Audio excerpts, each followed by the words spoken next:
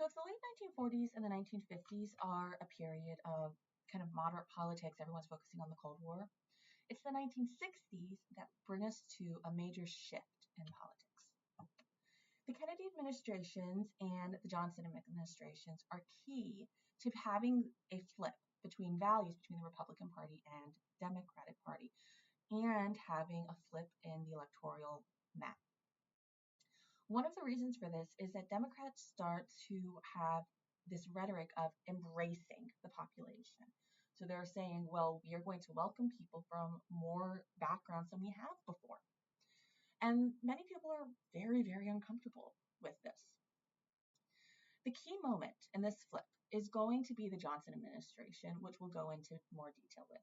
But first off, let's start with JFK, John Fitzgerald Kennedy. John Fitzgerald Kennedy is a little bit like Roosevelt in that he is a Northern Democrat. Okay. But from the get-go, Kennedy is super controversial because he's Catholic. So when we're talking about the 1910s and 1920s, we talked about this anti-Catholicism that's going on in this era and how terrified people are with this anti-Catholicism. And that really hasn't gone away. When Kennedy's elected, there's this massive hysteria of, well, is Kennedy going to sell us off to the Pope? What is going to happen here? Help! And we have a very divided country. So when you look at our electoral map, Kennedy doesn't have a landslide by any stretch of the imagination. He has a very divided country. And so he faces kind of this uphill battle from the get-go. Now, this gets even worse for him because of the influence of his brother, Bobby Kennedy. Bobby Kennedy is an activist. So JFK is very much a politician. He kind of plays it both ways. Like, where's the wind going here? I think that was more of a Johnson impersonation than a Kennedy impersonation. Bobby Kennedy, though, is an activist, and he's driven by these moral convictions. So one of his biggest moral convictions is civil rights. He truly believes that there's something wrong with segregation. And so he's going to push for the ending of segregation in the South. This will lead to the Kennedy administration being kind of unpopular, even though they win the South. And the South is going to feel betrayed. They're going to be like, dude, keep your hands off. Like, you're Democrats, respect state rights. But under Bobby Kennedy, JFK is really going to try and push for more integration. Now, the dirty little secret is JFK doesn't really believe it. He's kind of going, okay, yeah, I'll go with what you say, bro. He doesn't fully believe it. Now, JFK is assassinated in 1963, and that leads to his vice president becoming president. So, Lyndon B. Johnson, LBJ. Lyndon B. Johnson was chosen for the same reason Truman was chosen. He is a Southern Democrat. And Kennedy's like, I need a Southern Democrat, otherwise I'm not going to win. And largely, Kennedy carries the South, as we can see here, because of LBJ. He's a Southern Democrat. Well, LBJ becomes president after Kennedy's assassination. And LBJ is key to understanding why the South is now Democrat and the North, why the South is now Republican and the North is Democrat. LBJ, even though he is a Democrat from the South, really believes that, you know what, the federal government does need to step up and needs to expand its policies. So LBJ expands the government very much in a way similar to Roosevelt.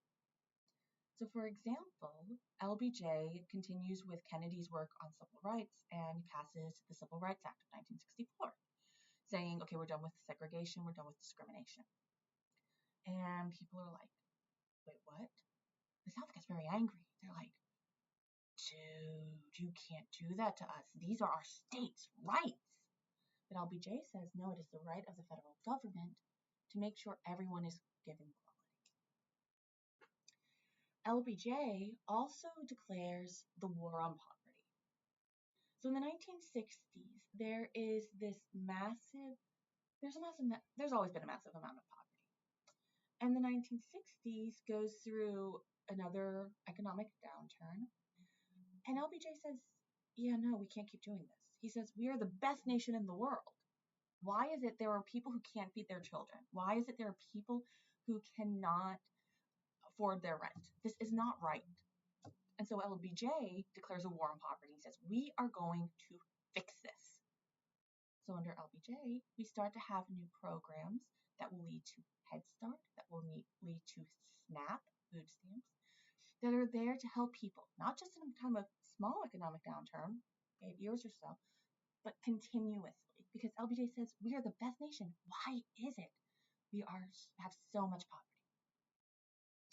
So he expands the federal government dramatically by focusing on civil rights, African Americans, and by focusing on the war on poverty. And in doing so, he loses the South. The South goes, we're done. States' rights are states' rights, dude. That's what the South is saying. They're saying states' rights are states' rights. How dare you? Now, LBJ also starts to lose support more from Democrats than from Republicans because of Vietnam. Vietnam is it's a thorn in LBJ's career, and Kennedy's career, and Nixon's career, and we'll talk about Nixon in a minute. And people are just like, okay, this war's spinning out of control. Well, LBJ is trying desperately to deal with Vietnam, but he's getting a lot of pushback for two reasons. First off, he's getting pushback because of the draft. People don't want to enlist in the army. They don't want to go to Vietnam. They're like, this is a death sentence. And so he forces people to do so because of the draft. And people are not at all happy about it, which leads to the student movements that we talked about. But people are also not happy about the atrocities that are going on in Vietnam. They're not happy about the mass killing of civilians. Vietnam has one of the highest civilian casualties in military history. And the reason people know about this is because Vietnam is the first war to ever be aired on the television. So people are able to sit down, watch television, and get these live reports from Vietnam. And they're like, something's wrong here. They want LBJ, Lyndon B. Johnson, they want pulled out of Vietnam. But it's not happening. And so everyone starts to criticize LBJ. And so when he's reelected, but when he leaves, people are like, it's time for a change. Things need to get better.